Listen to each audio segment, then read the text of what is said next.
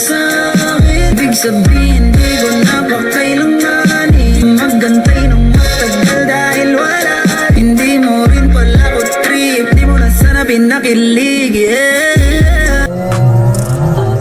Diba? Hindi na pinakili. Talagang ano nga siya, pinapaasa siya.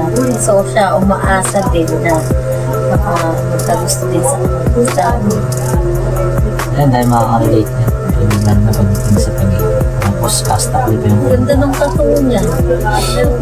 Ayan, no? Pero hindi ka pwede magpatato.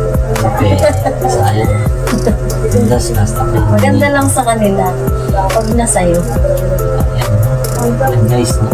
Ito na naman yung bagong kanta ni Chika Marie. Featuring si casta ko.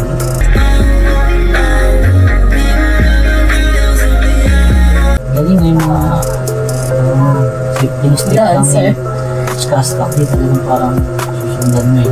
Sa atin kasi mabigat, parang ang bigat ng kamay natin.